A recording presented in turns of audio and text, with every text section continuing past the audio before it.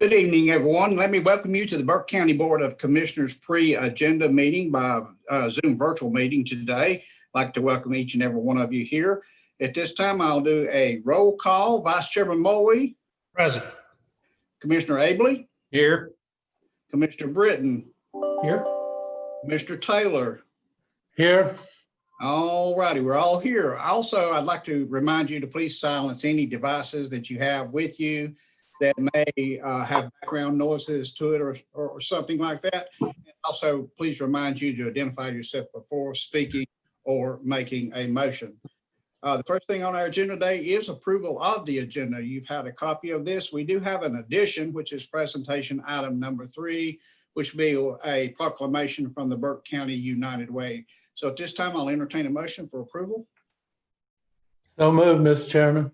All right, everybody heard Commissioner Taylor. Verbal roll call, Vice Chair Mulwee. Yes. Commissioner Abley. Yes. Commissioner Britton. Yes. And I vote yes also, Madam Clerk, that will be unanimous. Moving into our presentations today, our first one is the pet of the month, and that's going to be presented by Lindsay. I think, is Lindsay with us? Hey, I am here. Thank you, guys. All right. Go. Yeah. We will be presenting a dog and a cat, probably on a PowerPoint presentation instead of bringing one in person, but either myself or Pete will be in attendance. Okay. Any questions for Lindsay from any of you fine gentlemen? All right, hearing none without objection, this item will remain on the agenda. Vice Chair Mulwee.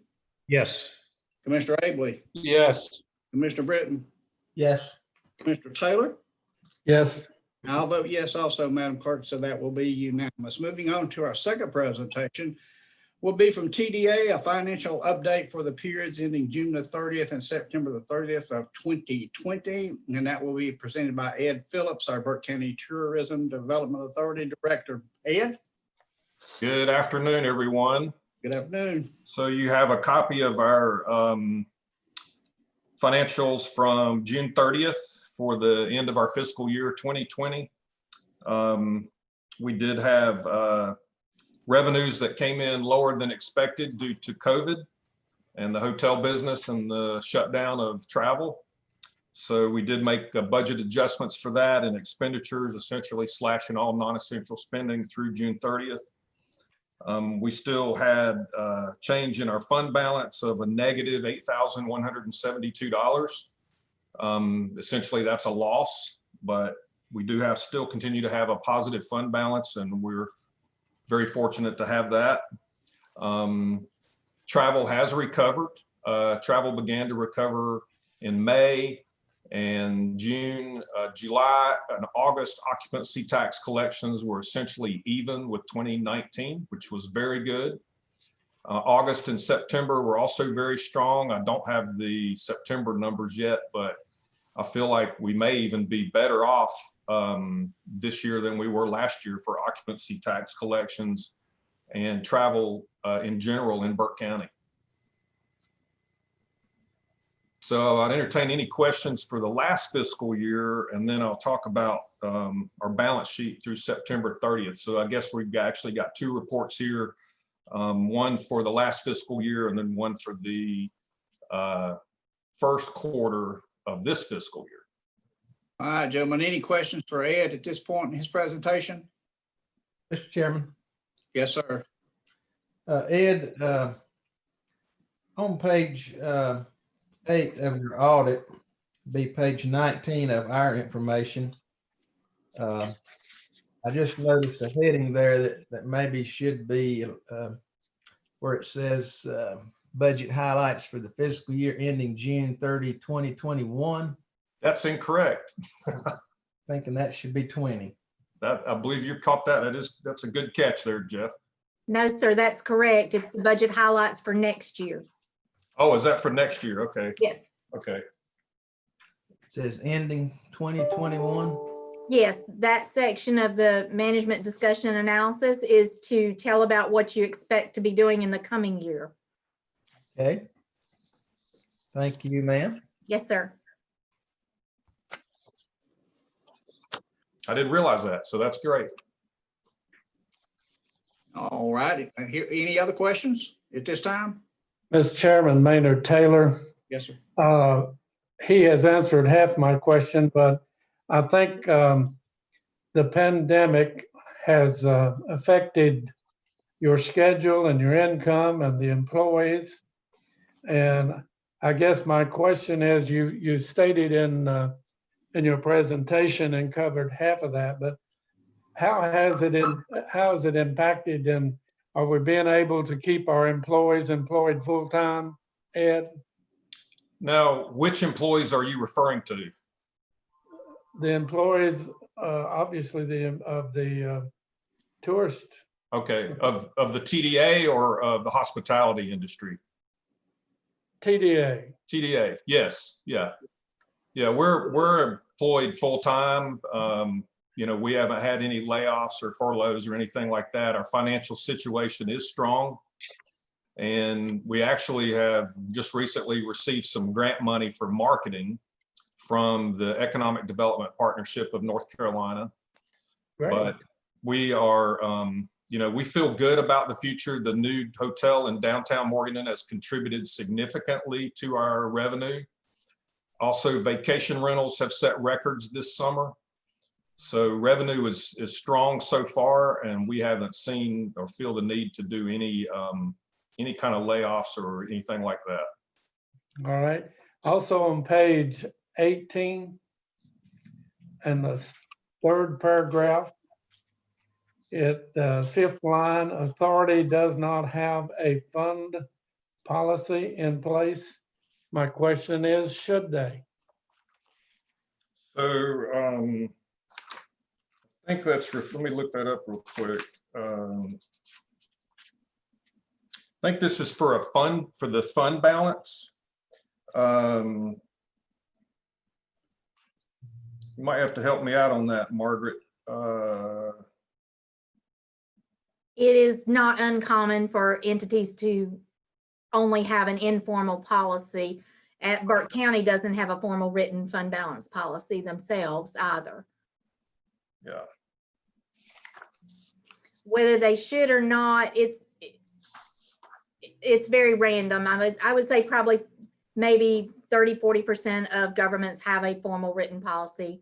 The rest may have a goal that they try to keep in their fund balance. Well, I realize that many of our entities do not have a fund balance policy, mainly because the county covers that in their budgeting. But since this TDA authority obviously works in association with Burke County, we do not control those funds nor how they spend those funds. We are required to get a report every year, but I just wondered if the way that was written, it left a question mark to me. Well, should they have? So if the answer is no, that's good. Yes, sir. I would say the answer is no. Thank you. That's all I had, Mr. Chairman. Any other questions or comments before Ed moves forward? Ed, Wait a minute, got Scott. hey Ed, you know, going back, Maynard had asked about us, whether we had to lay off people or not. Obviously, we did not, but we're very fortunate. And give us a little background about how obviously larger TDAs that really are dependent on convention, large conventions and run big convention centers, and you know, where we get a lot of day trips and kind of a different demographics. Could you just a quick summation about how some of the numbers you've shared with me about how decimated like Atlanta is and some of these other places? Right. So in the United States, most of the major convention centers have been completely shut down, with entire staffs of thousands and tens of thousands nationwide in the convention services businesses have completely been laid off. But for Burke County and rural North Carolina, where we don't rely on conventions and meetings, it's mostly leisure travel, youth sports, people coming to the mountains. You know, we have not been impacted by that at all. So, you know, we're in a much better position than some folks are who rely on meetings and conventions. And going forward, you know, they anticipate in 2021 that meetings and conferences will slowly start to return. But again, our tourism economy here in Burke County is not as dependent upon that. And so we're in a good position. Thank you, Ed. Just one. Any other questions? Hearing none, Ed, you can move forward, sir. Okay, so our first quarter report for this current fiscal year, we currently have $308,994 in the bank with limited liabilities. This is as of September 30th. And so we're in again, a good position. We are being very frugal with how we spend our money. And like I said before, we have received some grants, a $15,000 grant for marketing that must be spent by 12/31. And we've identified some places to use that to help promote Burke County to areas outside of Burke County. We've also been asked to apply for another $15,000 through the state, which we should hear from in the next day or two. And again, we've identified some areas that we can utilize that money to promote Burke County in the long term, even though we must spend the money by 12/31, according to the CARES Act guidelines, which is the origin of this money. But we feel good about it. Unless something changes, a shutdown comes back or anything negative, Burke County's in a very solid position to enjoy prosperity from travel and tourism for the near future. So that concludes my report, Mr. Chairman. All right, any other questions for Ed at this time? Hearing none, without objection, this item will remain on the agenda. Vice Chair Mulvey, Yes. Commissioner Abley, Yes. Commissioner Britton, Yes. Mr. Taylor, Yes, sir. and I vote yes also, Madam Clerk, so that will be unanimous. Moving on to item number 3, that you'll either see that on the screen or you do have an email on it. This was the add-on. This is the proclamation declaring December 1st as Nonprofit Day in Burke County, and that will be presented by the Burke County United Way, Miss Mo Schwinn. Mo? Hi, good afternoon, everyone. I hope you can hear me. Yes. Yes. Wonderful, thank you. We are presenting to you the ask for a proclamation to have Tuesday, December 1st, declared as Burke County Nonprofit Day. We are titling the day as One Burke Gives. This is an opportunity, if you approve the declaration, to have recognition for all nonprofits in terms of the work that they do to serve the citizens of our county and to promote the high quality of health and well-being that we have here in Burke County. I wish I had figures to be able to give to each of you regarding the amount of money that our nonprofits save taxpayers, and thought about that just yesterday. And I was thinking that's something that we'd like to come back to you with probably next year when we're asking for the same thing. I think that all of us would be surprised in terms of the number of individuals that are impacted and the amount of money that goes into the services. And without our nonprofits, it would certainly be more of a burden on the municipalities in our county to help meet the needs of our citizens. We are asking for this day. We certainly know the effects of COVID has had on many moving parts of many organizations, but particularly with nonprofits, we've seen an increase in need and actually a decline in donors. Many of our nonprofits have been struggling. They've often had to cancel some of their longstanding events. So we are asking the opportunity to have support for this day to acknowledge and recognize what our Burke County nonprofits do provide to our community. It will be a day where all nonprofits that are interested to join on a platform. Tuesday, December 1st, it's National Giving Day for charitable organizations. It began in 2012, so this is not a new idea, but it is a new idea to Burke County in terms of trying to collaborate and bring all of us together. It should provide a larger exposure to all nonprofits that are participating. We hope that it is a day that's filled full of energy. Certainly will be a day where our organizations can work to try to raise funds to help continue to move their organizations forward and meet the needs. All righty. You heard Mo's presentation, and it was a good one, Mo. We thank you for that. Any questions or comments? Mr. Chairman, Jeff. Mr. Britton, go ahead. Mo, not necessarily about the proclamation, but what's happening with our campaign this year? With what campaign? Burke County United Way? Yes. Okay. And I just want to be clear that this Giving Day is not for Burke County United Way in and of itself. It will be made available to all nonprofits here in Burke County. We certainly will be one of those organizations that are participating on the platform.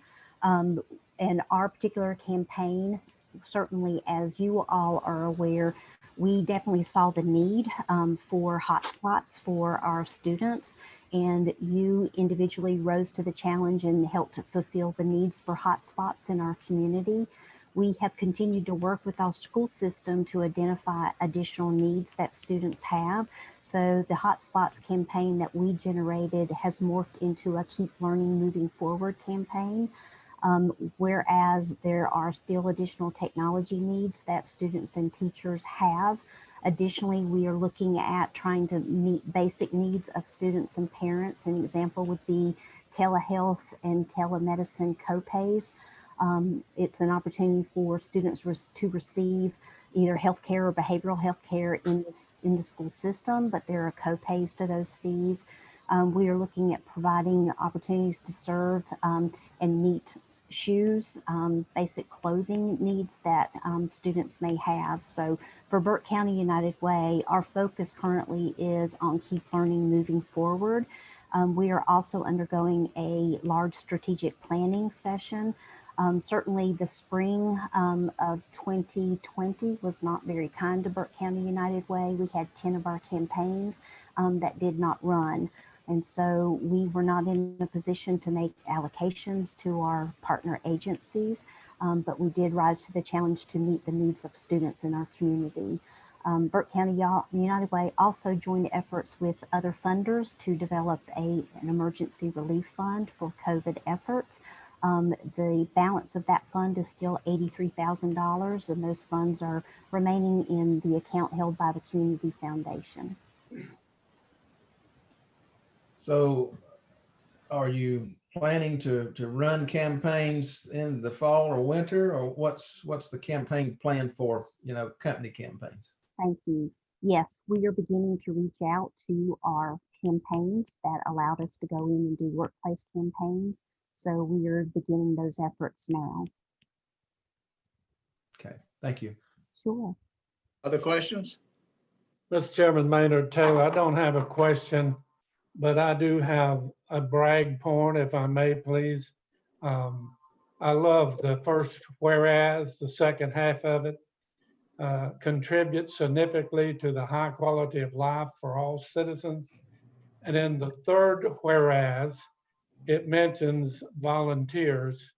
And if you recall, some 12, 15 years ago, we had a volunteers and employees luncheon to show our appreciation. But I was thinking when I read this yesterday, that if you just counted the people that serve on boards that we kind of monitor, if you will, I bet that figure alone is, if you count their time of going and the expense of the car and the gas and the hours they spend, it'd probably be well over $100,000 to Burke County. When you count everything that's being done from the sports people at the different schools and junior schools, some of those people work their heart out to have a good sports fan team. You're probably looking, and I'm just guessing because way back then, it was over $200,000. I would say in today's world, you're probably looking at $1 million that is donated or contributed to the different boards, different programs, and for people who just care enough to be involved and get involved and spend their time and money helping. And we just indebted to our volunteers and our board members that operate with no pay, and they deserve our appreciation. That's it. Any other questions or comments? Yeah, I just want to mention to Mo. Good to see you, Mo. You've been very active with the United Way. We go back a long way back, growing up and in the United Way. So I just want to say I admire you sticking in there because I know the difficult task we had at the United Way over a decade ago. So I know those have become more magnified, and you're having to be more creative in ways to be relevant. So I think this is another good way to do it. And I was glad to read that, you know, it wasn't just for United Way partner agencies, but it was also for all agencies in the county. So I think that's a great thing for everyone. So anyway, just kudos to you and the board for doing what you're doing. Thank you, Scott. Thank you, gentlemen, for those great comments. Anything else? All right, hearing none without objection, this item will remain on the agenda. Vice Chair Moe, Yes. Commissioner Abley, Yes. Commissioner Britton, Yes. Commissioner Taylor, Yes, sir.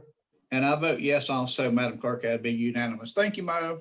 Thank you. All right, moving on to our scheduled public hearings, which we have three. Our first one is from Burke Development, Inc., a building reuse grant for Project Downey, and public hearing be presented by Alan. Alan, you on there? I'm here. Thank you, folks. Can you hear me? Yes, sir. Okay. Project Downey is looking, has a contract on the Adden building, which is 104 First Street Northwest in Hildebrand. I do have this on the agenda with Hildebrand 1123 to ask for their consideration on matching the 5% required local match. It is looking at $100,000 building reuse. There were 19 jobs that will be tied to this grant. It is projected that there will be more jobs, but there are only 19 being committed to this grant. That number could easily go up. We do have a full application submitted. The award date on this is December the 17th. Average wages, that's when the Rural Infrastructure Authority meets. The average wages for the job will exceed the county average of $36,801, and the company will pay at least half of the employees' health insurance benefits. So this is a multinational company that has locales not only in the U.S. but in Canada and in the Southeast Asia. All right, gentlemen, you've heard the presentation. Questions or comments? All right, hearing none without objection, this item will remain on the agenda. Vice Chair Moe, Yes. Commissioner Abley, Yes. Commissioner Britton, Yes. Commissioner Taylor, Yes. and I will vote yes also, Madam Clerk. That is unanimous. Thank you, Alan. Moving on to our scheduled public hearing number 2 is Community Development Zoning Map Amendment ZMA 2020-03 in public hearing, presented by Scott Carpenter, our Deputy County Manager and Planning Director. Scott. You're muted, Scott.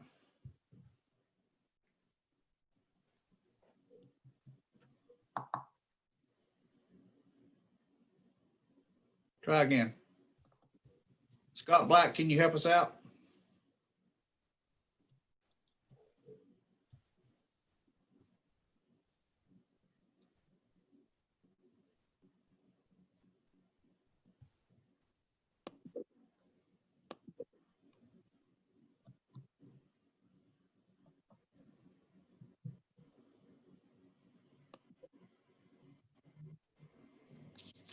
Try unmute. You're still muted there, Scott. Something has happened to your computer or something. Here's what I'm going to do. I'm going to bypass you for a minute. We'll go on to number 3, and then I'll come back to you. Okay, so just hang on there. Gentlemen, let's move on to item number 3, which was from Western Piedmont Community, not Community College, from the COG. It is the Grant CDBG Water Project down Highway 1816-1-2914, a closeout in public hearing. And Miss Erin from Western Piedmont Council of Governments, she's going to make that presentation. Erin?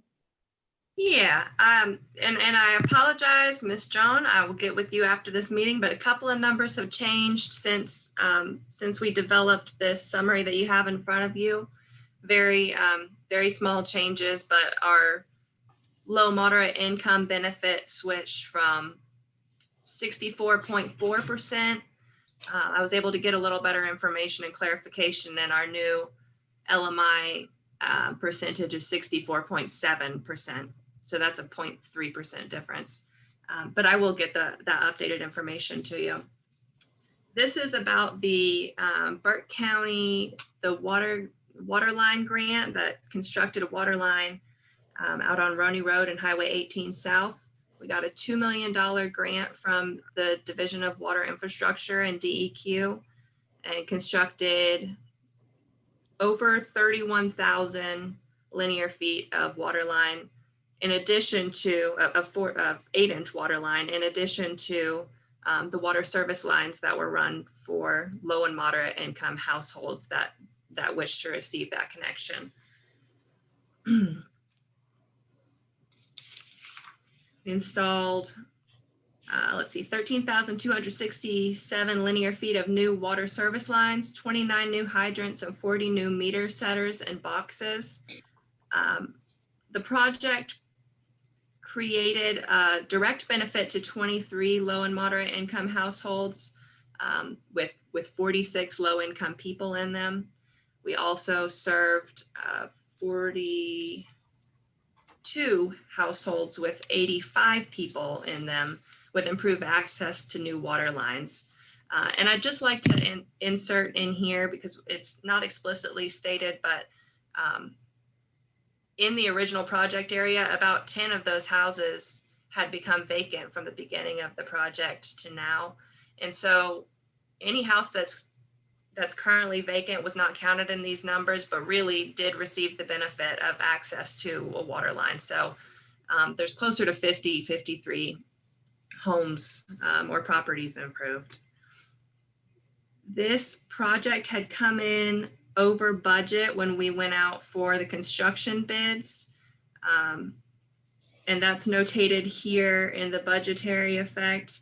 We anticipated going over budget by over $200,000, but there were several change orders, one of which was just a time extension, the second of which actually decreased the contract amount. So the total overage was much lower than we expected. And the total project cost is $2 million paid by the grant, $2,117,943.43, and everything above that $2 million is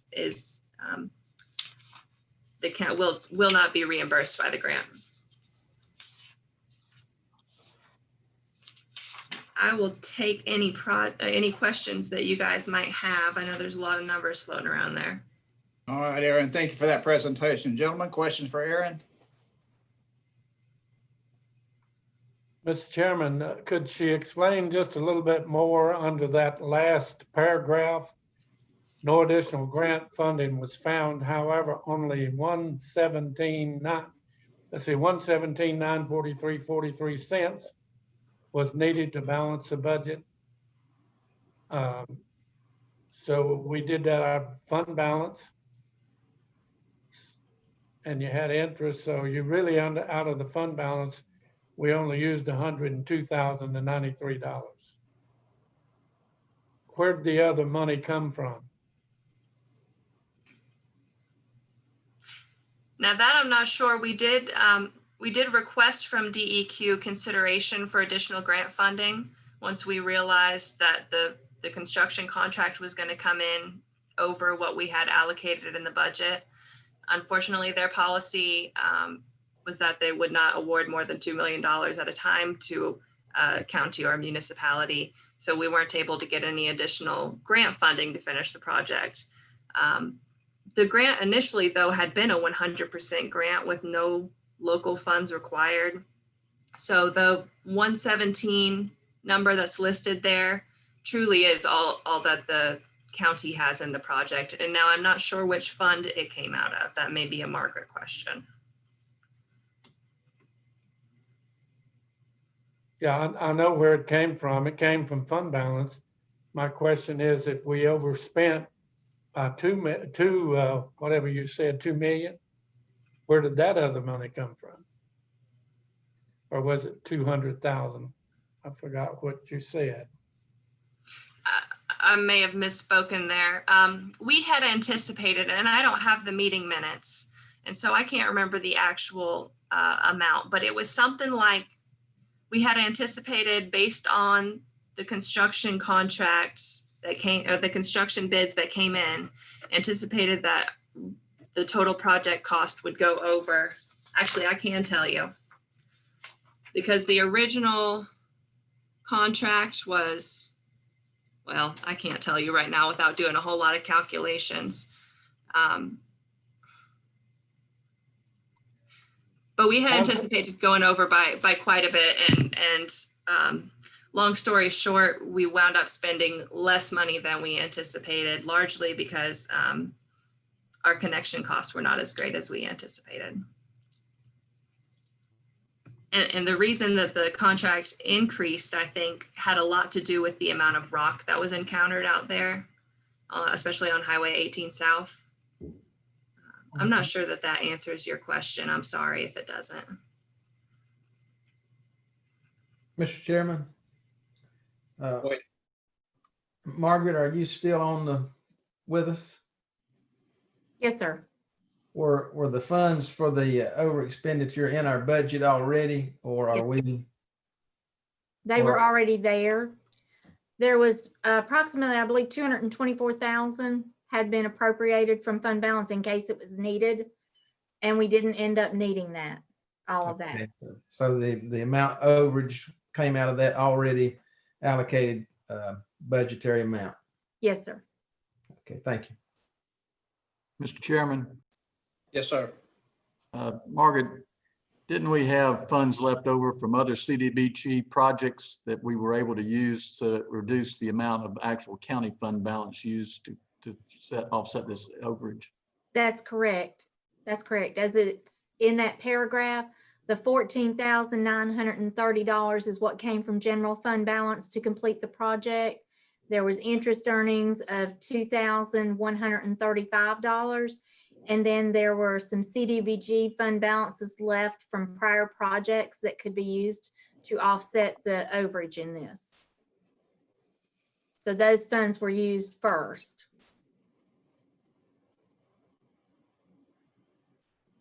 Well, we ended up pretty good in all. Yes, sir. Good. Mr. Chairman, I have one more thing. Yes, sir.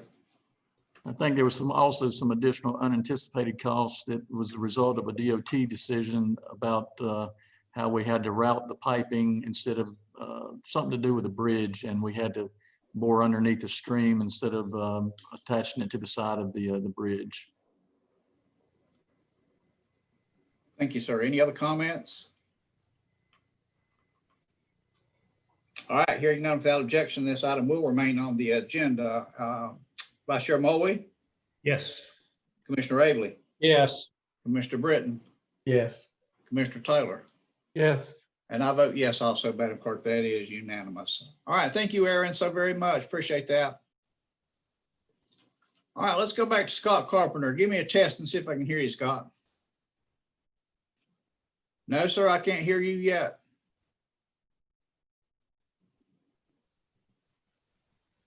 No, sir, we don't have you.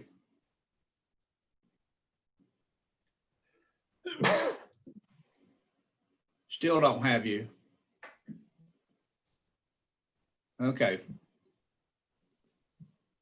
You're gonna have to try something else, my friend. Okay. Get somebody else back in there. All right, let's move along to our consent agenda. We'll come back to the scheduled public hearing from community development when we get some sound on there. So we'll move into consent agenda. Our first item is from the Burke County Public Schools presentation of the financial data for the period ending September the 30th, 2020, presented by Keith Lawson. Brother Keith, you on? Good afternoon, all. Can you? Hey, gotcha. Go right ahead, sir. Chairman Carswell, you're looking well. I'm glad to see it.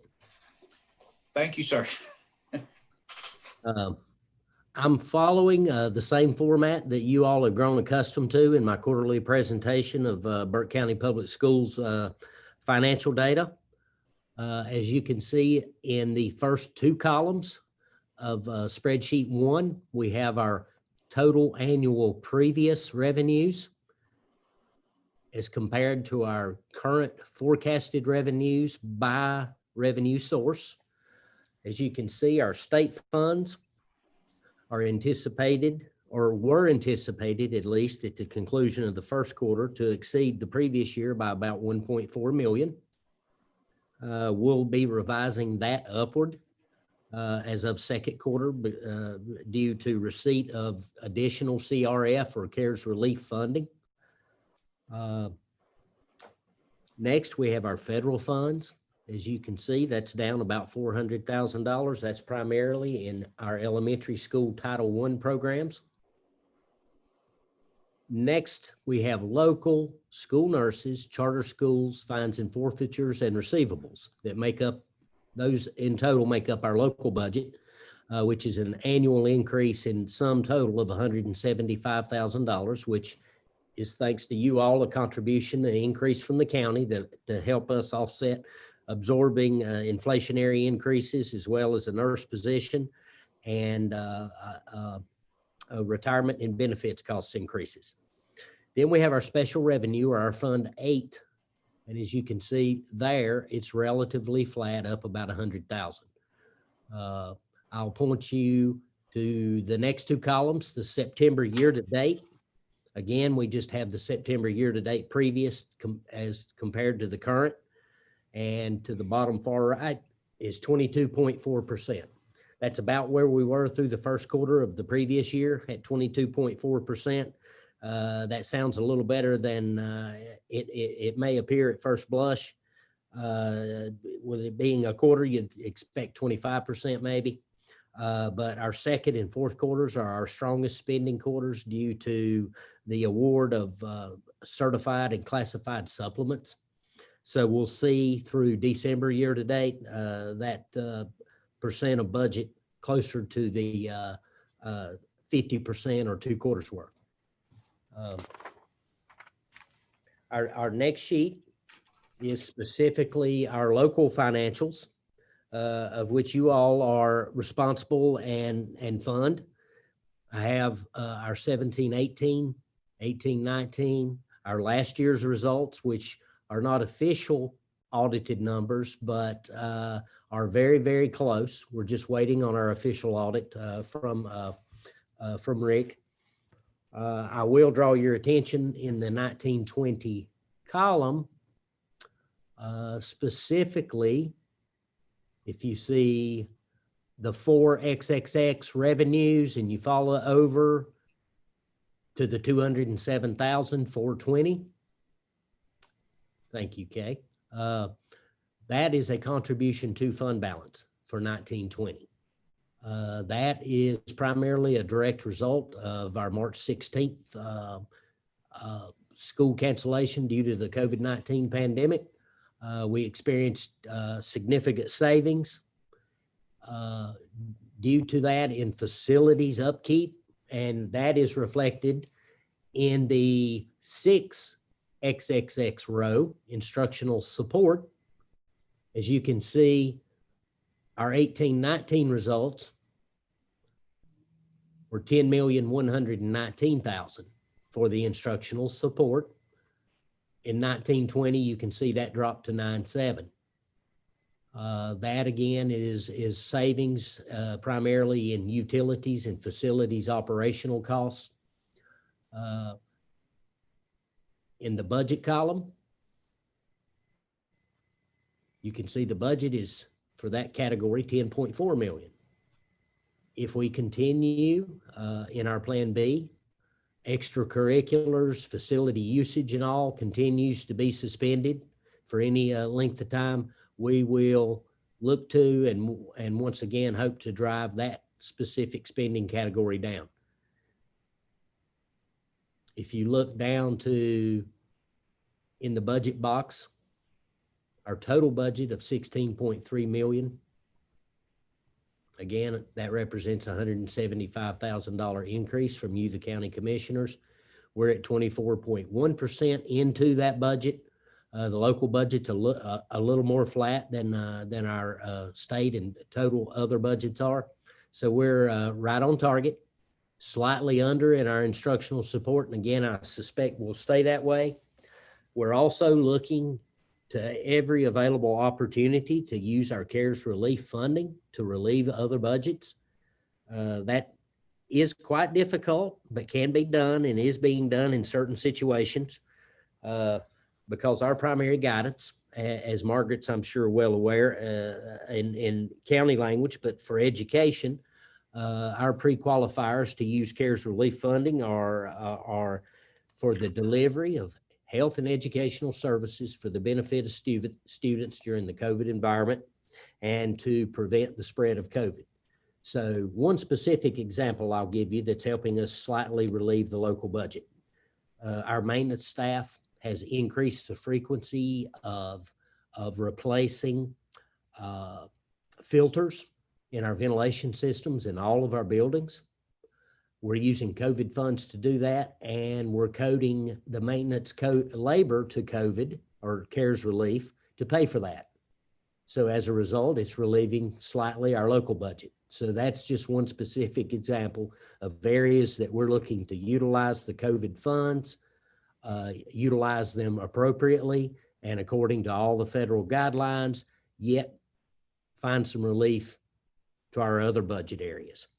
We anticipate not using any fund balance this year at this point, and we hope to get to a point that again, we can possibly contribute to fund balance. With that being said, I'll be certainly happy to entertain any questions that you all may have. All right, gentlemen, questions for Keith?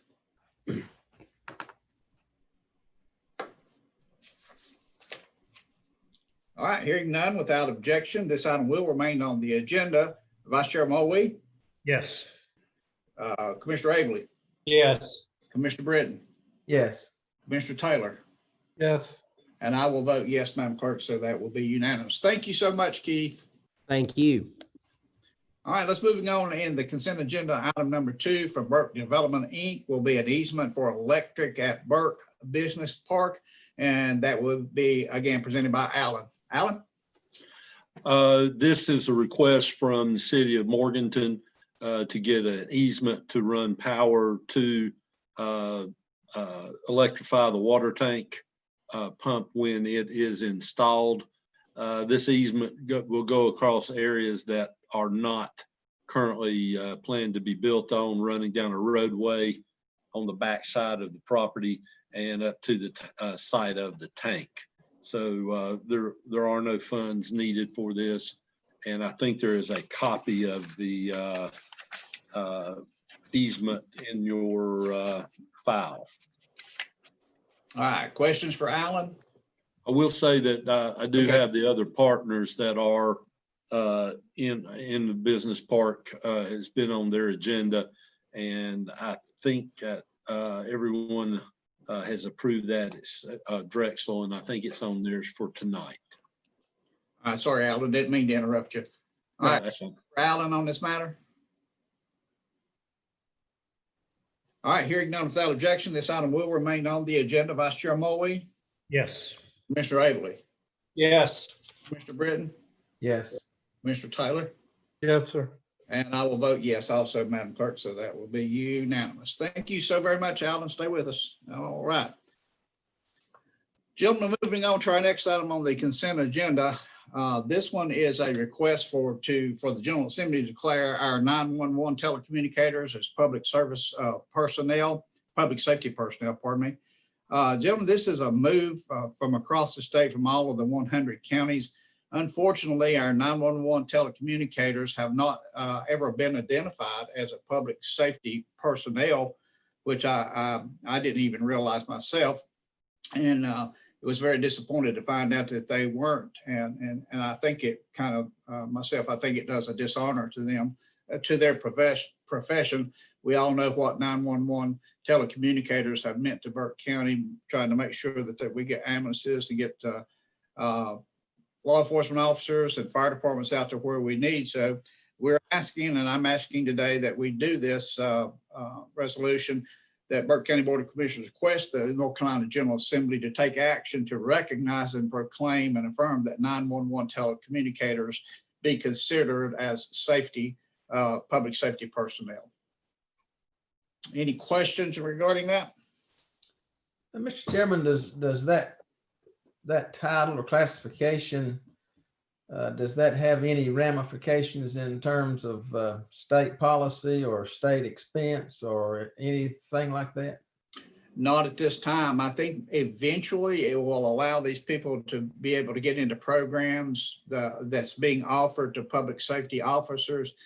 I don't know what all of those programs will be that they might be able to get into, but it is only advantageous to have them declared as public safety personnel where they could take advantage of this at some later date. Now, there's not anything out there that they can join or be a part of.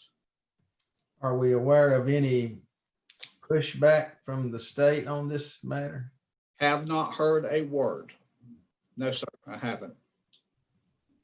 Thank you. Yes, sir. Mr. Chairman, is that going to expand their name? First responders seems to match their duties much more than public safety personnel. Is it just going to expand their title? I assume their object is, I don't think, I guess what I'm saying is, as it is and as it stands now, there's no hindrance or there's no waiting to be part of that program of protection above the fact of it is first responders. So does this give them access, I guess is the right word, faster or quicker to the scene, or what's the purpose of it? This doesn't have anything to do with first responders. This is our 911 telecommunicators. Well, it says first responders, telecommunicators. This is mainly for the 911 communicators as public safety personnel. I guess they're saying, I see what you're saying. I think that word, but we may be able to change that. As we're saying, they're a first responder because they're the one that picks up a telephone and says, hello, what can I do for you?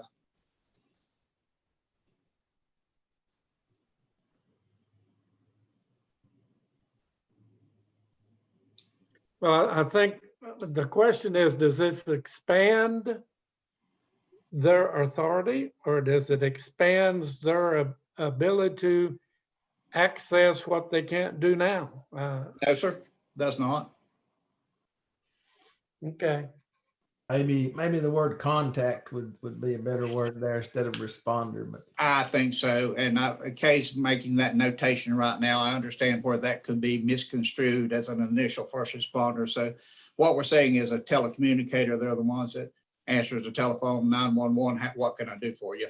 So that's what we intended to say, and we didn't do a good job of that. So Kay is fixing that right now.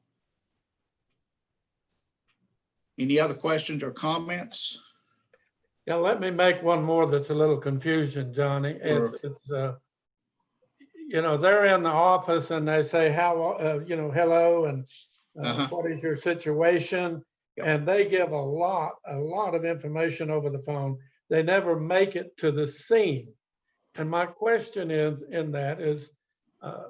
if they're not dispatched, why is this all of a sudden so important if they're not going to be on the scene? Does that make sense? Yeah, I understand your question totally, and I don't know how to answer it. All I know is it's a push all across the state of North Carolina from the 100 counties to recognize these people as a public safety personnel. And I totally understand your question, but I think these 911 operators, they work 12-hour shifts over there for us, and I see no harm in for me personally, to identify them as a public safety person, which at some point in time may allow them to get insurance that they're not able to get through by being a public safety personnel or some other amenity that they might be able to get.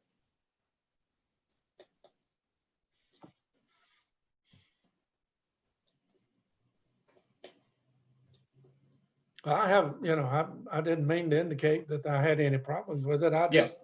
I just wanted to understand we're taking this action, and I don't see that the action improves their job description. I mean, it's just. It doesn't.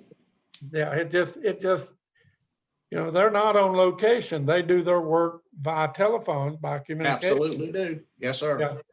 Yeah. So I just wondered, does it give them better insurance? Does it give them, just.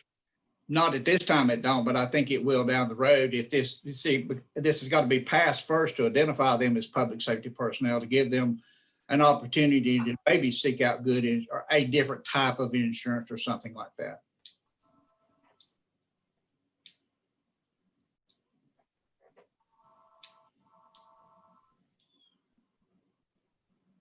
That's the best I can do for you on your questions. I'm sorry I can't go any deeper. I just don't know anything else to tell you.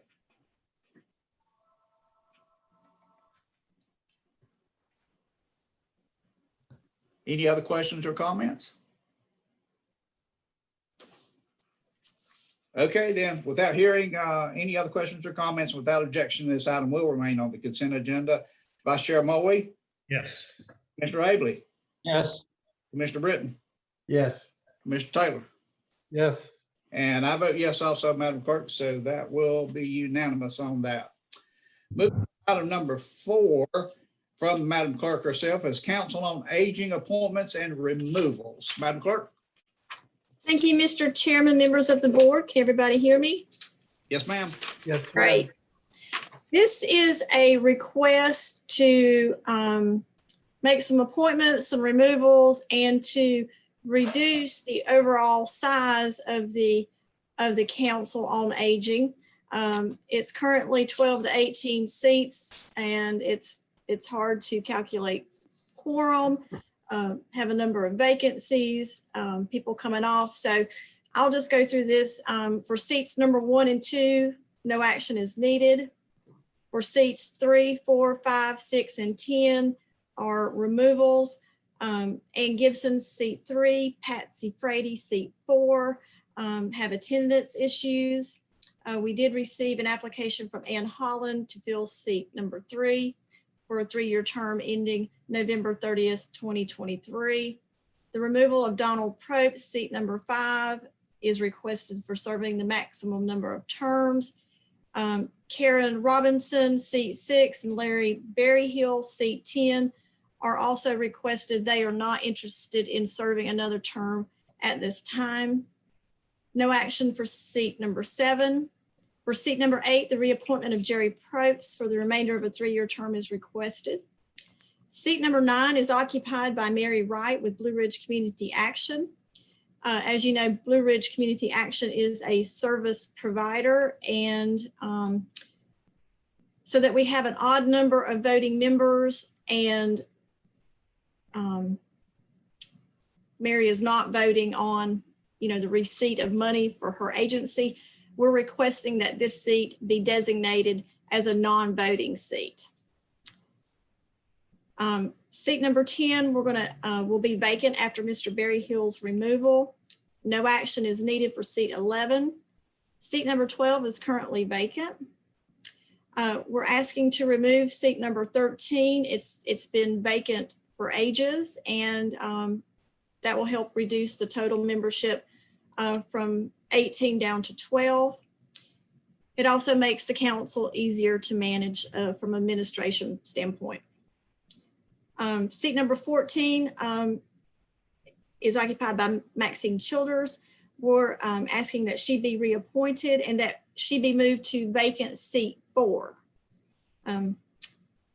Seat number 15 is occupied by Kimberly Ramsey. We don't need any action for her term, but we would like to move her to seat number 5 and remove seat number 15.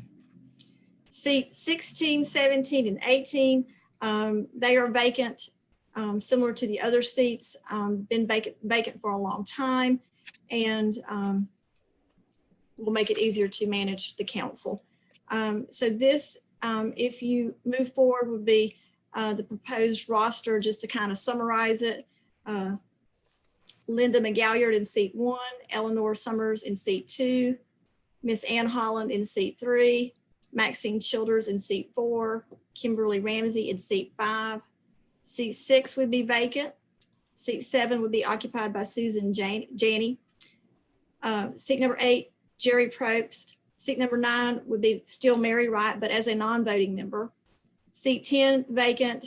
Seat 11 is occupied by Chuck Mosley, and seat number 12 would be vacant. I'll be happy to try to entertain any questions you may have. Questions for Kay? Looks good. All due process. Thank you, sir. Okay, without objection, this item will remain on the agenda. Madam Clerk, Commissioner Avely had to step out a moment. He joined us today and has some issues with shingles. And he is in quite a amount of pain, so I think he had to step out for a moment. So we'll do the roll call. Vice Chair Bowie. Yes. Commissioner Britton. Yes. Commissioner Taylor. Yes. And I vote yes myself, ma'am. Thank you. All right. Moving on to item number 5, it's by Madam Clerk again, appointments to the Veterans Service Board. Okay. Thank you, Mr. Chairman.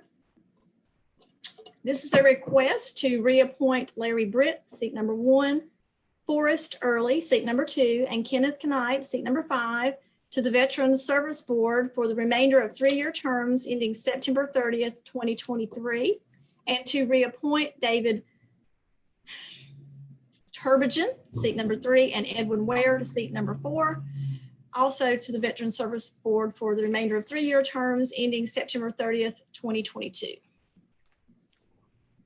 All right, you've heard Madam Clerk's report on this. Any questions or comments? Appointments to the Veterans Service Board. All right, hearing none without objection, this item will remain on the agenda. Vice Chair Mulvey. Yes. Commissioner Avely. Yes. Commissioner Britton. Yes. Commissioner Taylor. Yes.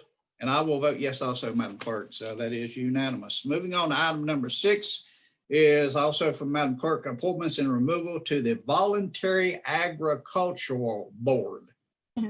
Thank you, Mr. Chairman. This is a 7-member board and the terms have ended and they are 4 years in length. Seat number 1 represents farming, is occupied by Robert Lohman, and he is willing to serve another term. Seat number 2 also represents farming, is occupied by Jason Carswell. He is also willing to serve again. Seat number 3, also representing farming, is occupied by Ben Crawley, but he is not seeking reappointment and his removal is requested. Seat number 4 is an at-large seat. It was vacant. It's been vacant for a while, but an application was received from Josh Pless and staff recommends his appointment. Seat number 5 for farming is occupied by Doug Pitts and he will serve another term if you'll have him. Seat number 6 is the Soil and Water nominee seat. It was occupied by Barry Clark, who is seeking reappointment. The Soil and Water staff requests that Mr. Clark be moved to seat number 3, and we have received an application from Evan Crawley to fill the Soil and Water nominee seat. Seat number 7 is also farming, is occupied by Bruce Sisk, and he is willing to serve another term. So basically, we're going to remove Mr. Crawley's name and thank him for his service and reappoint Robert Lohman, Jason Carswell for 4-year terms ending August 31st, 2024. Reappoint Barry Clark, Doug Pitts for terms ending August 31st, 2022, and appoint Josh Pless and Evan Crawley for 4-year terms ending August 31st, 2022. Be happy to entertain any questions. Didn't mean to interrupt you, ma'am. All right, questions for Kay on this one? Yeah, just a second. Kay, you've got under Josh Plage and Evan Crawley. Mm-hmm. You got 4 years, but you only got 2 years. It's the remainder. Would be go to 2024. It's the remainder of 4-year terms. Okay. I got you. We're I missed the staggering. word remainder. Got Mhm. you. Mhm. All right, any other questions or comments? All right, hearing done without objection, this item will remain on the agenda. Vice Chair Mulway, Yes. Commissioner Abley, Yes. Commissioner Britton, Yes. Mr. Taylor, Yes, sir. and I will vote yes also, Madam Clerk, so that is unanimous. Okay. All right, moving on to item number 7 is from Partners Behavioral Management and Health Reports for the period 30th through September 30th, 2020, presented by Katie Varnado from Partners Behavioral Health Management. Miss Katie, you ready? Yep, I am. All right, ma'am, go right ahead. All right, thank you guys for having me. And I do have last fiscal year's report, end of year expenses, and the report for the first quarter. So as you can see there, it's hard for me to see if I can move your faces around so I can see the report myself. So we had a total remaining balance of $11,134, which is very good. We came very close to expending everything. This is the report for the year for number of people served. As you can see, their number of persons served by disability, 1,264 children aged 3 to 21 under Medicaid and 54 under non-Medicaid. Adults, 1,200 under Medicaid and 833 under non-Medicaid. And the cost of persons served by disability. So you can see that adult over 21, we spent over 18 million in Medicaid dollars and 396,979 in non-Medicaid.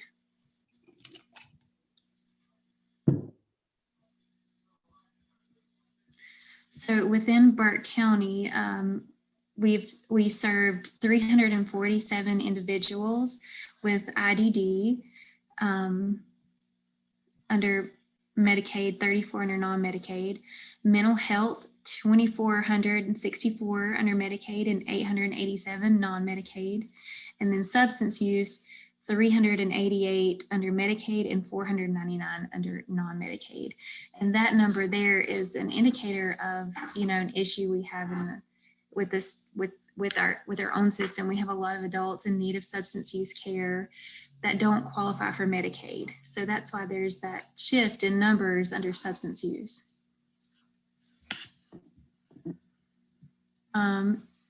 So our Medicaid savings reinvestment projects, our integrated care center, we spent $50,000 there.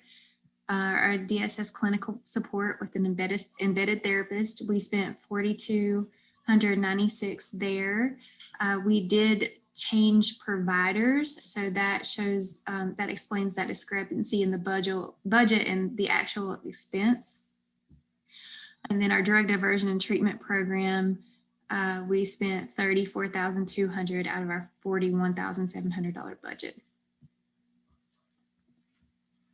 And this kind of breaks it down by county count of Medicaid eligible persons by county, and it shows our penetration rate. So in Burke, we have a penetration rate of 9%.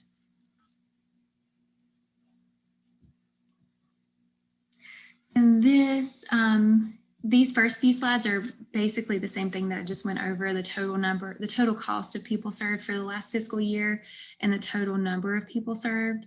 So you can kind of look at, and this is in Burke County, so you can see the impact that we're having and the amount of money that is going toward behavioral health care through Medicaid and state dollars and through county dollars.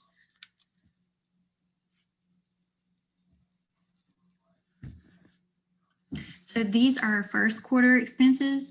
The SOAR program for the first quarter has already assisted 9 applicants, and 2 of those people have been connected with Social Security disability benefits with back pay, which is amazing. Most of the time, it takes Social Security applications months or years to be processed, but through the SOAR program, they can get approved within 90 days in some cases. And then the back pay comes back to reimburse medical expenses that haven't been able to be covered by anything. If the person owes like ambulance, EMS bills, hospital bills. So the county sees a direct benefit from that back pay also. It's a really neat program. Mental health substance use services in jail and peer support services. We have 52 people that have received treatment while in jail in the first quarter. Psychiatric support, we've had 272 patient visits in the first quarter. The Moores program, we haven't had any families in the first quarter, but we will likely see those as the year progresses. And the embedded therapist at DSS, this was from last year's slide and I didn't take it out. We have seen 5 families at DSS under this, but this is actually out of Medicaid savings. So I need to take that line out. But Support Incorporated is the provider that took over at DSS. In the previous slide, I mentioned that our budget discrepancy came from that turnover in provider, but Support is the new provider for Burke DSS. Our whole person transitional care is a new program that we're doing that provides care management services to individuals in Burke County. And at the next presentation, I'll be able to give you a thorough update about this program and the number of individuals served in it.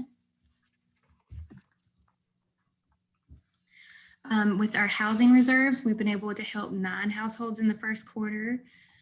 Consumer reserves, we haven't used any yet. System of Care Community Collaboratives, they are currently planning on their initiatives and programs that they will do this year. So they haven't spent any of that money yet, but we'll be hearing about their projects and proposals within the next couple of months and what they intend to use that funding for. Under psychiatric support and medication through the Good Sam Clinic, they've provided 59 different medications in the first quarter with a total of $1,412. And NAMI support groups haven't been active in the first quarter, and we'll likely see them start getting more active and gaining traction as the year progresses also. So with that, do you guys have any questions? All right, gentlemen, questions or comments for Katie? Mr. Chairman, it's Jeff. Katie, can you give us any idea when you talk about Medicaid versus non-Medicaid, the revenue, what percentages and where the revenue comes from the 2 categories? Well, it depends on what service is being provided. Like for example, children's behavioral health services, most children have or qualify for Medicaid under our state laws. So you're looking at 80 to 90% Medicaid dollars and 10% state or what we call IPRS dollars. But if you're looking at adult services like substance use, you're looking at the reverse, or it's more like a 30% Medicaid, 30 to 40% Medicaid and 60% unfunded state IPRS dollars. And where would the county come into play? The county, so our county dollars is the programs that I just went through. They're what you guys designate that you want to use funding for. So we oversee the state and the Medicaid dollars that, are allotted to us through the state. And then your funding is specific to what you want done in Burke County. Okay, thank you. You're welcome. Other questions or comments for Katie? Mr. Chairman, Margaret, do we have those dollars? How are they budgeted in our budget? For Medicaid? For those county services that she was just talking about? Are they by line item? Or are they grouped together? No, sir. It's one line for mental health services, and we pay partners quarterly. Okay, so it's all in one line item. Mm-hmm. Thank you. All right, other questions or comments? All right, hearing none without objection, this item will remain on the agenda. Vice Chair Mulwee? Yes. Mr. Abley? Yes. Mr. Britton? Yes. Mr. Taylor? Yes. And I will vote yes also, Madam Clerk. So we'll be moving on now. Thank you, Katie. Thank you. Moving on to our tax department reports. First thing on the agenda here is tax collection report for October of 2020. All right, Danny? Can you hear me okay? Yes, sir. Okay, good. Okay, tax collection report, property tax, we are at 71.39% of budget. Motor vehicle portion of that is 39.25. Together, they're at 68.36%. And Commissioner Taylor asked me last meeting how we look compared to last year. And this 68.36% is compared to 65.55% for same time, same category last year. So almost 3% ahead. Delinquent taxes were at 52.35%, late list penalty 70.9%, and property tax compared to just the levy is 69.35%. All right, questions for Danny for the October report?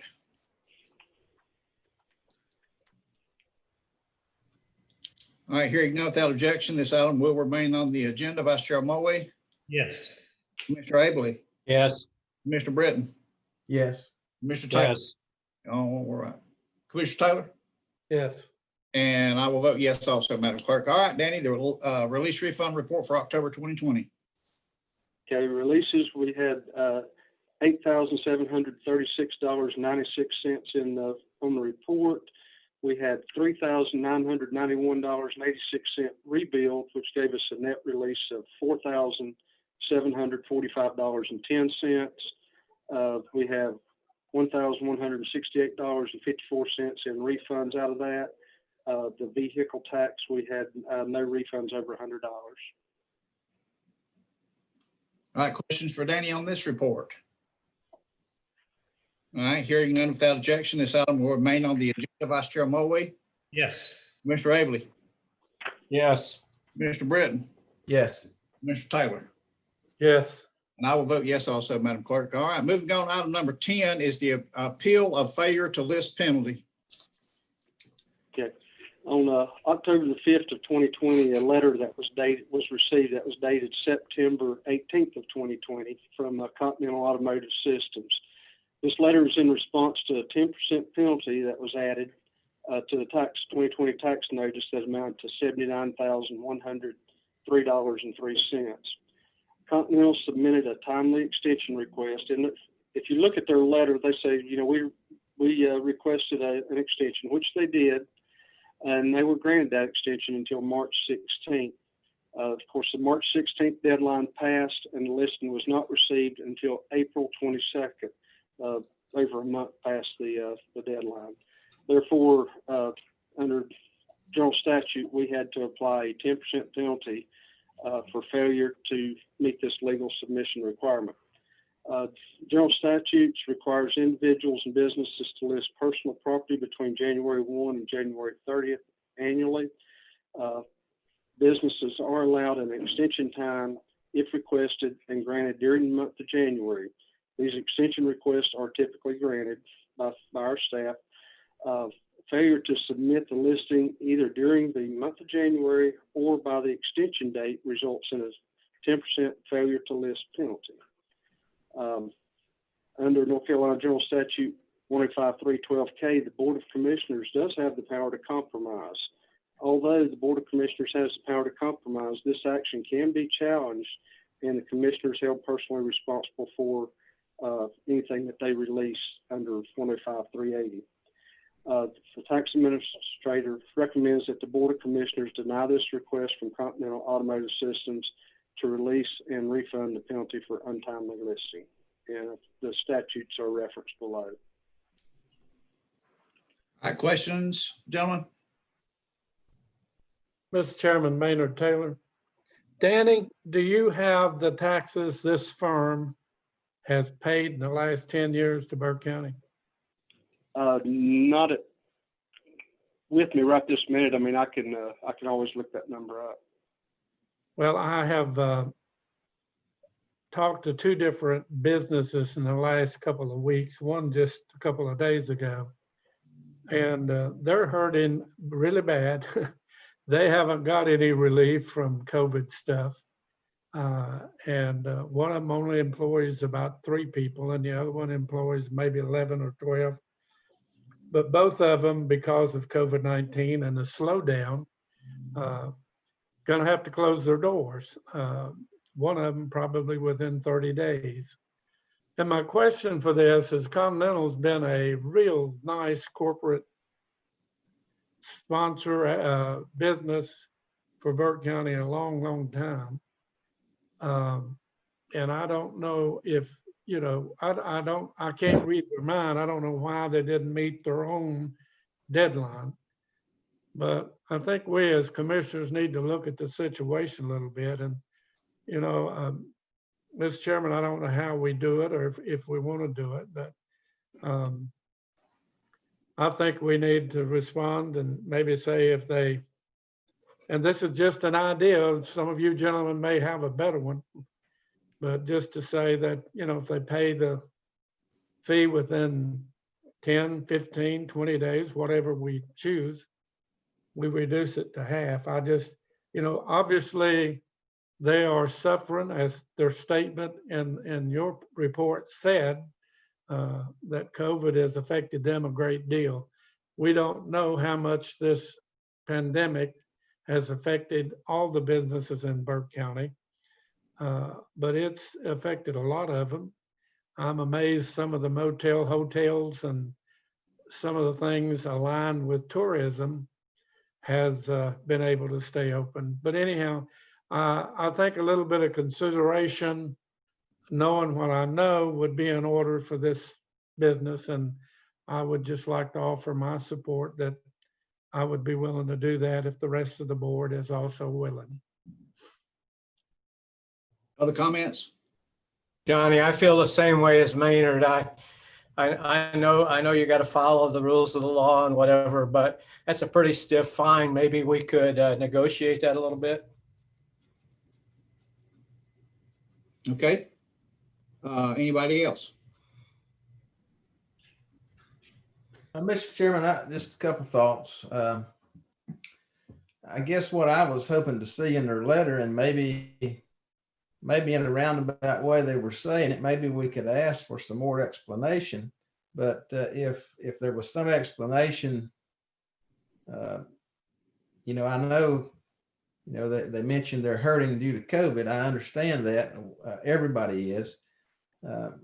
But did the COVID process, did that in itself cause them to be unable to file their reports? You know, I think it would be a little easier to go here if it was just, you know, we couldn't file because we were under quarantine or because, you know, things were closed, we couldn't operate, blah, blah, blah. I'm looking for a reason why they couldn't file their report.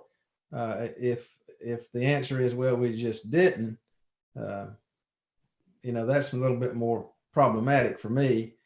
And then Danny, you talk about, you know, our decisions can be challenged. Who would be the challenger in that?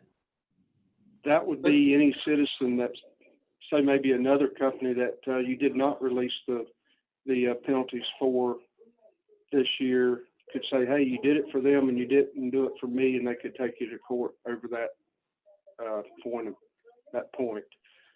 Which, if you remember I can't remember, last meeting, we had one similar to this, and we did not give them any relief either.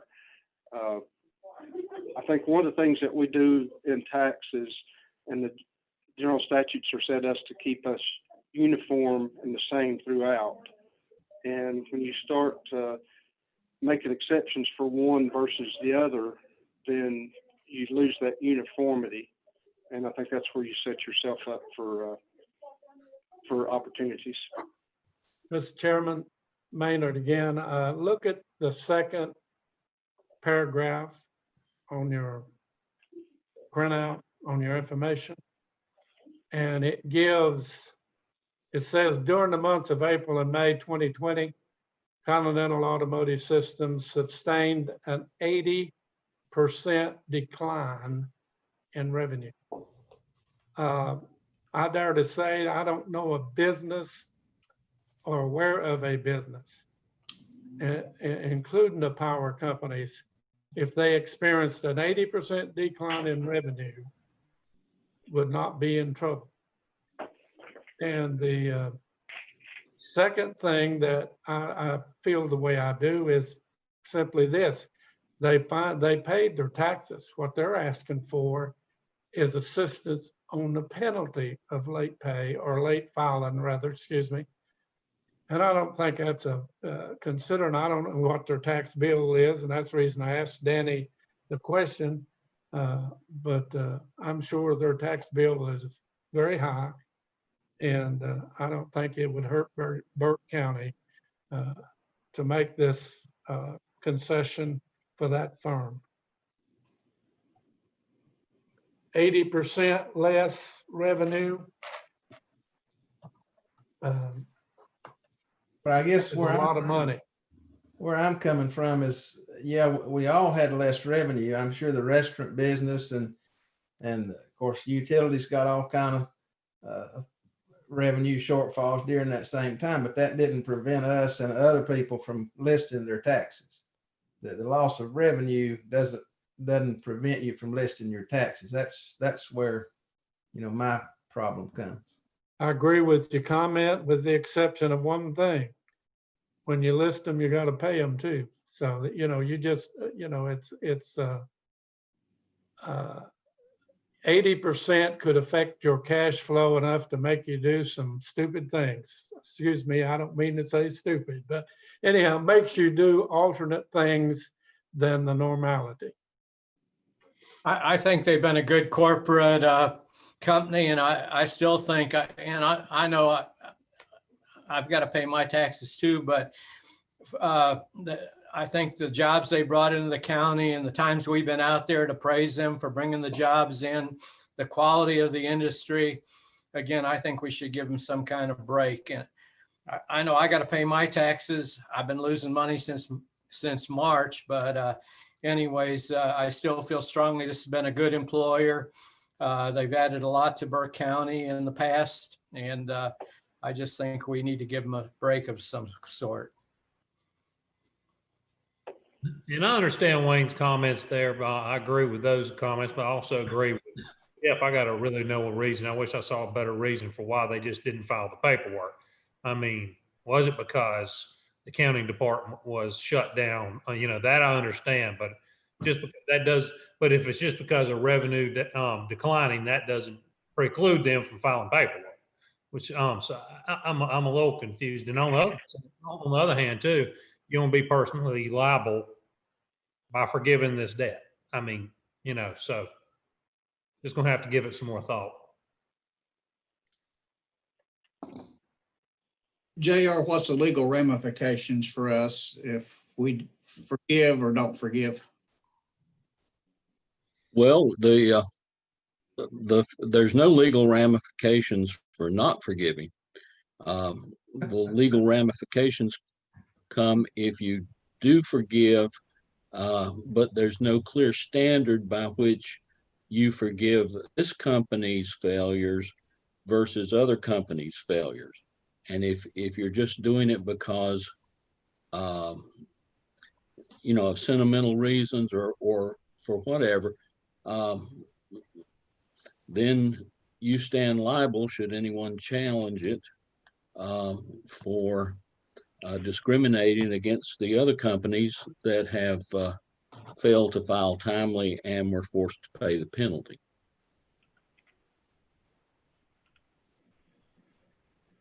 Danny, Mr. Chairman, to follow-up comment on that. Let me have one second. Hold your comment just 1 second. I want to ask Danny one thing for you. Danny, we are talking about Continental Tevis, right? This is correct. What is their do you know what their gross profit per year? Gross? I have no idea what their gross sales or profit would be. Continental Tevis is in the hundreds of millions of dollars, isn't it? I would certainly think so. Okay. I'm sorry, Maynard. Go ahead now, sir. Gentlemen, another factor you need to include in that in your rendering a decision, I think. I don't know how many employees they got, but if 90% of them own a house and they pay taxes on their house because they got a job at Continental Tevis, how much money is that a year? And I don't know who runs Continental Tevis. I don't know the local management team, but I know if I had 80% decline in revenue in my personal life, it'd be difficult to pay taxes. So I think it's a fair request to ask for forgiveness on some of it. I think it's more than honorable for this board to understand that plight. As I understand also what JR said, and it's true, anything you do, as they say, anything you say or do can be held against you in a court of law. But if somebody else came to me with the same 80% decline in revenue as a reason they can't pay their taxes, I certainly would be, or try to be, understandable to it. But I think most companies pay more taxes to the employers they hire than you can imagine. If you think about it, every tax that comes out of your paycheck is because an employee has hired you. And it's a lot of money. Better than 30%.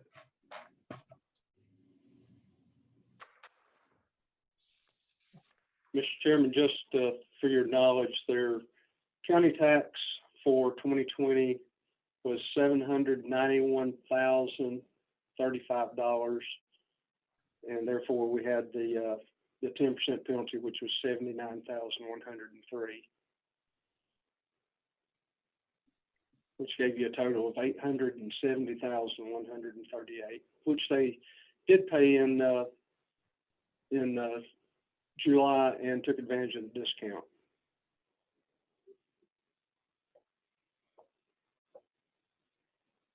So Danny, you're saying they pay somewhere in the neighborhood of $800,000 a year in taxes to Burke County? Yes. Ooh. Like I say, I'd have to go back and look, because it's all based on value, and their personal property value, you may or may not know, fluctuates from year to year depending on, it depreciates annually, and then depending on how much they've added or removed from that machinery and equipment. Mr. Chairman, could I ask excuse me, go ahead. I was just going to say, typically they do I guess you could maybe call it a remachining, a new machines about every 4 years. They have to replace their equipment. Mr. Chairman, could I ask JR a question? Yes, sir. JR, if we put in an explanation due to the COVID-19 impact and from their own statement, having an 80% decline in revenue, we hereby reduce the fine by 5%. Then anybody who comes back and wants to sue you would have to have the same reasoning for the decline, correct? Well, yeah, but that's kind of a universal reasoning. I mean, everyone's been affected by COVID. I mean, you all turned down a company, it was either in October or September, the glass company, that had asked for the same thing, and also mentioned COVID.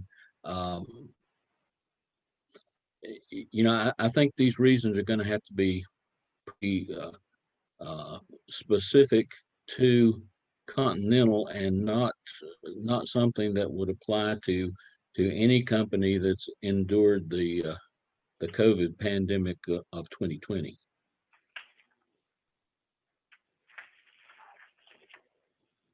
I don't think the company that we did not reduce it to had given any kind of indication of reduced revenue or decline in revenue? I don't know, maybe Danny recalls that better than I do. What will we do if they just said, Burke County, shove it, we're gonna close the plant down and move someplace else? What will we do? They've already said that 2 or 3 times to us. And I don't know what we would do if they did do that. That would be very bad, no doubt about it. I mean, we work hard to get these kind of plants here, and I know we worked hard on that one. They've been a good corporate person, good corporate people. They've had some expansions and whatever. You know, I know what it is, but it just seems that we should help them out some on that 79,000. Maybe not all of it, but part of it anyways. The only thing that lays heavy on me is they're recognizing the fact that they didn't report like they was. So let me ask you this, Danny, when was the report due from them to list? It was, let's see, hold on just a second. The extension was until March the 16th. And then they did not, we did not receive it till April 22nd. Wasn't that before COVID? I think COVID started in March sometime. Yeah. So that was actually, if I remember correctly, gentlemen, that was actually prior to the pandemic announcement or right at the time of the pandemic announcement. So they're admitting in their letter here, you know, that they didn't do what they were supposed to do. And then later on, to me, they look like they're using COVID as a crutch. That's just my personal opinion. I don't deny anything that you're saying, Wayne, that they are a great company, but they have said several times that they were going to leave us. I appreciate the fact that the only thing that bothers me is they've had time to make other arrangements, and it doesn't seem like they wanted to after we sent the letters. Am I wrong about that, Danny? Time to make, I'm not following your comment. We've sent letters to them, correct, and to give them an opportunity to do some other things, and they just kind of sort of maybe ignored what we've asked them to do. Well, we send the listing form, and it goes out the last week of December each year to everybody. Everybody's goes out at one time. Businesses. So it went out in December of 2019, right? That's correct. And then by general statute, they have the month of January to submit this listing, or in the case of a business, they can request an extension, which is not uncommon for most businesses to get an extension. In their case, the extension was given through March 16th. We don't, by general statute, we can go up to April 15th, but we don't go that far out because everybody would wait till the last minute and we couldn't accomplish our work. And probably 90% of the people get their listing or more get their listings in on time. Then, but anyway, it was extended till March the 16th and was not received until April 22nd. Now they could have always, of course, they don't typically work this way, but they could always submitted this listing the same as the previous year and then submitted a updated version, which would have tremendously cut down on the penalty. Mm-hmm. Mr. Chairman, This one more was an question. issue the day they opened. We wouldn't even be talking about an issue here. We would say forgiven.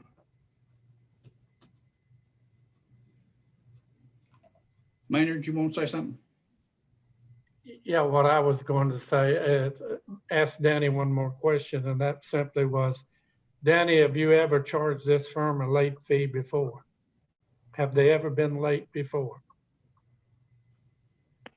I do not know the answer to that. I can certainly find out. And they've been here, what, 30 years? 25? They were here when I came on board as a county commissioner. I want to say whenever I was in my job before I came to the tax office, came back to tax office in '92, I quoted the roofing on that building from the previous company I was working for. So somewhere right around the early 90s, 92, 90, 93. So it's at least 25 years. It's at least 25 years. Well, I repeat, if we give 5% off, we've done our fair share, and they and it's a move, I think, in the right direction. And then they would need to do their fair share. But it puzzles me when somebody pays close to $1 million, $800 million a year, and we want to be greedy and get 79 more. That does not set well.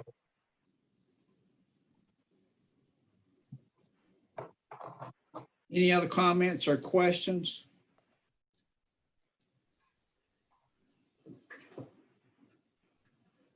I don't think we're in agreement to leave this on the consent agenda, are we? I don't believe so. I think I would put it on items for decision. I agree with that. Jeff, do you agree with that? Are you wanting to leave it on the consent agenda? Well, to leave it on the consent agenda would be to leave it as recommended, I presume. Yes, it is. That's not what I'm hearing, though I'm not convinced that that's not the right thing to do at this point. This is a legal matter. It's not a matter of doing what we would like to do for them. We'd like to do lots of things for lots of people, but I'm not sure that's where we are here legally. And I'm not sure what liabilities we may face if we go down this trail. So yes, I agree. It should not be left on consent. So Commissioner Taylor, you think we should give them a discount on the penalty, correct? Yes.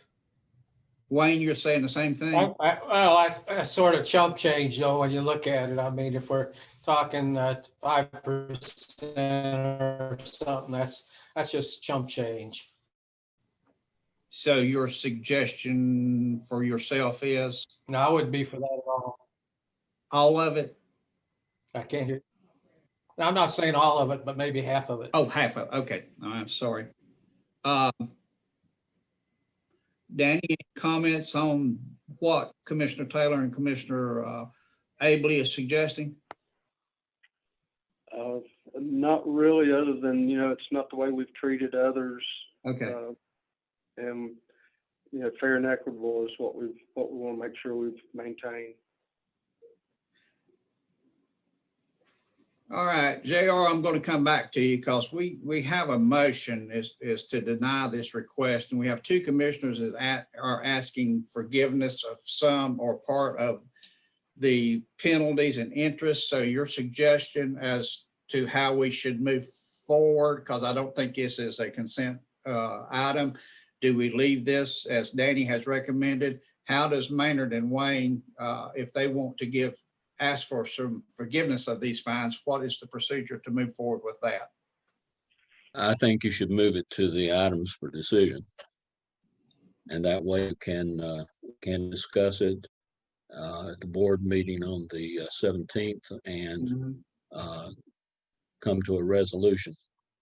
The only thing on the agenda here is whether to keep it in the consent agenda, move it to the decision items, or I suppose you could move it to another month's agenda.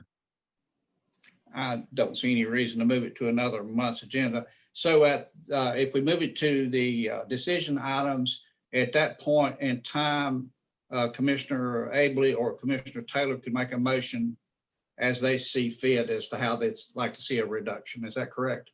That's correct. Okay, then we could vote on their motions on the decisions. All right. That's right. Okay, so without objection, I think we're just going to move this to the decision items. Anybody have any objection to move it to decision? And that way, Commissioner Taylor and Commissioner Abley, if they wanted to make a suggestion, that'll give us some time until our next meeting to come up with some kind of figure that they would like to see. And Wayne's already said he'd like to see a total reduction. Maynard said a reduction. Maybe we can get together and ask other questions of Danny or the county attorney before that time. So we'll put that on for a decision. Any objection for a decision item? Yanni, I didn't say total. I just said maybe a half or. Half. I'm sorry. Your computer was wobbly at the time, half of it. Okay. So maybe we can come up with a percentage or between the two of you, and maybe other questions, like I said, ask of Danny or JR before that meeting and come up with a motion at that time, and we'll put it on the decisions. All right. Again, any objection to putting it on as a decision item? All right. Hearing none without objection, then we will move this to a decision item. Vice Chair Mulway? Yes. Commissioner Agley? Yes. Commissioner Britton? Yes. Commissioner Taylor? No, Not for decision? Okay. correct, Sir? correct. Okay. And I will vote to move it. I don't think you're, well, I can't say that. You create a problem in discussing this again in the effect of the person and persons involved. And that's the reason I said a fair and equitable resolve was to do something, but not to do it all. But you will force Wayne and myself to build the argument of why we think we should give half of it. And you need to keep that in mind. Well, the only thing before us today on this one is to deny the request. So we got to get it somewhere else so you can get your how you'd like to see it done. And so decision items, I think, is the only place that we can do that. Mr. Chairman, Yes, ma'am. was that 4-1? I hadn't voted yet, but it will be. Okay. Yes. It'll be I thought I four. missed it. No, I want to make sure that these two commissioners can either ask more questions from Danny, and who says one of us would not vote with them if it come to a decision item, because I might have some more questions between now and then. I'll try to get answers to that. But obviously with the motion that is in front of us today to deny the request, that's not going to happen. I'm just totally off base. Well, obviously I'm not off base here. So we have 4-1 to move it over to a decision item. Okay. All right. That concludes the consent agenda. So let's move back to page 60 in your packets, and that will get us back to Scott Carpenter and the zoning map amendment ZMA 2020-03. Okay, Scott, can we hear you now? Scott, we still cannot hear you. Can't hear you.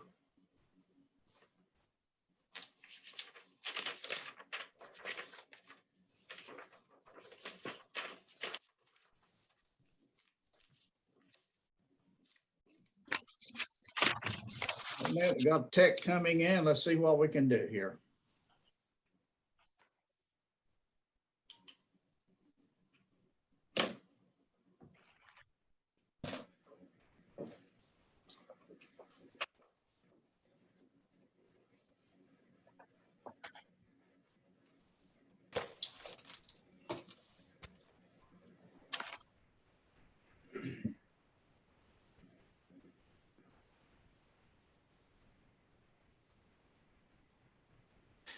Mr. Chairman, we had tech down there earlier. They thought it had it worked out for Scott, but it doesn't appear to be working for him.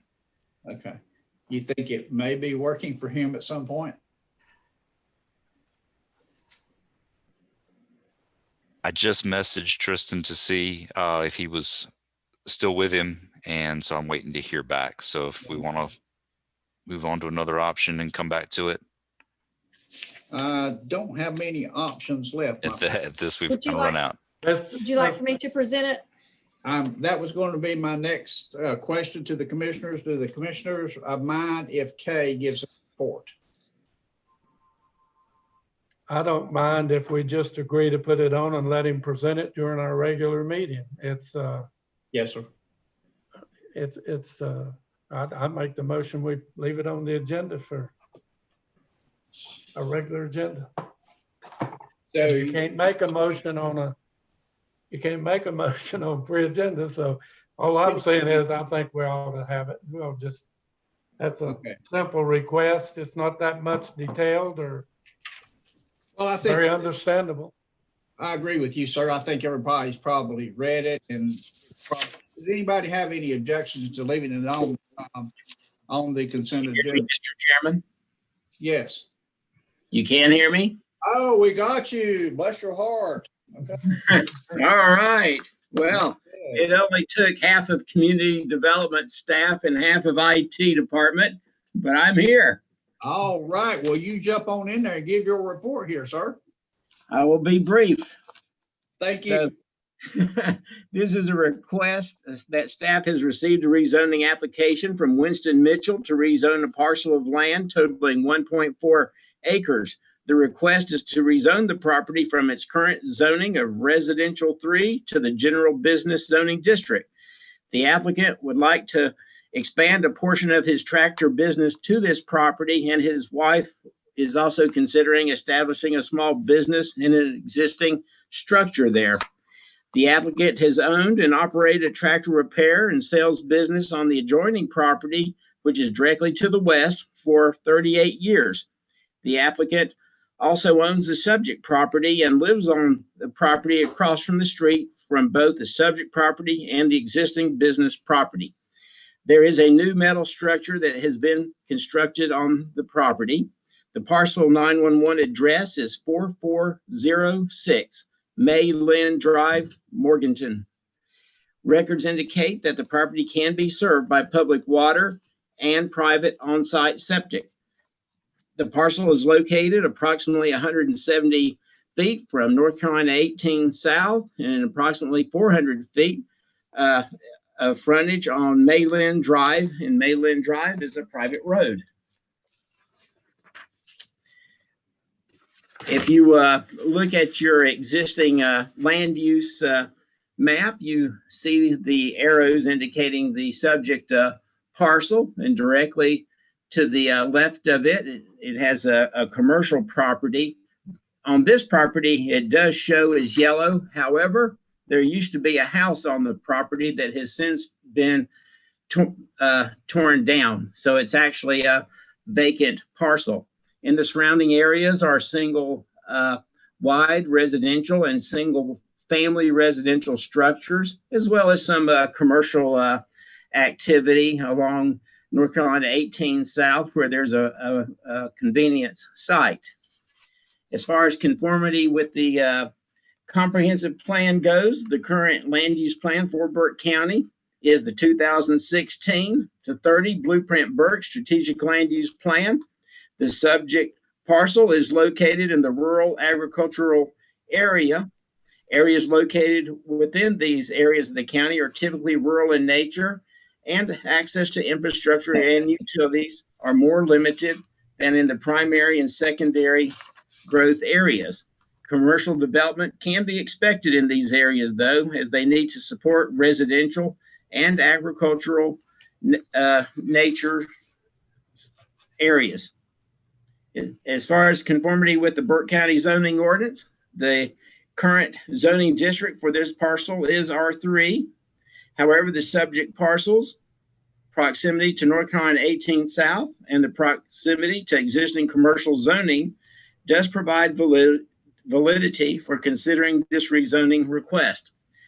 The proposed general business district could be appropriate for this area because there is existing general business adjacent to the subject property. The lack of public sewer would limit the potential impact of more intensive commercial uses, which would require connection to a public water system. This did go to the planning board, and they voted unanimously to recommend approval of this, and that it go to the Board of Commissioners. I'm happy to answer any questions that you may have on this. All right, gentlemen, questions for Scott?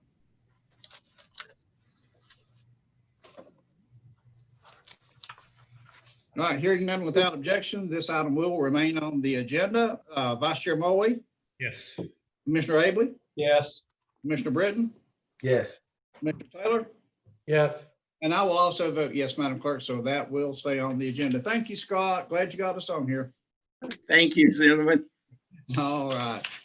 All right. Moving on to item number 6. We do not have any items for decision, gentlemen. Then we'll move to the report section. I don't have any reports. Does anybody else have a report that needs to come before the board at this time?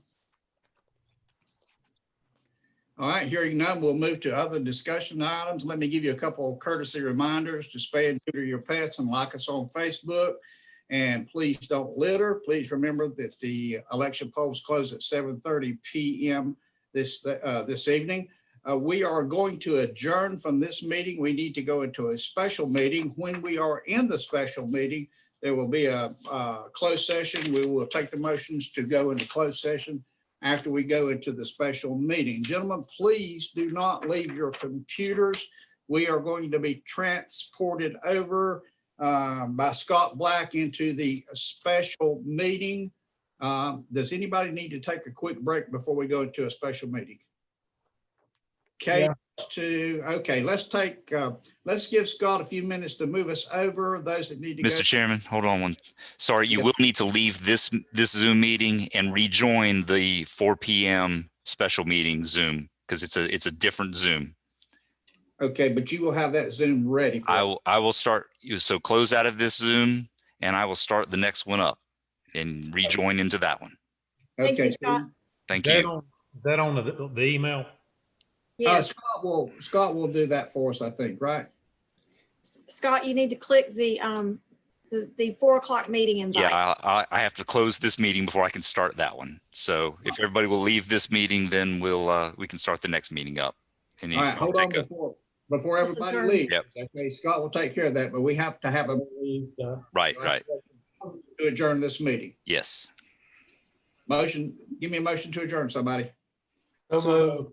Okay, Vice Chair Moe, Yes. Commissioner Britton, Yes. Commissioner Taylor. Yes. I vote yes, so we have the motion to adjourn. So let's leave this meeting. All right.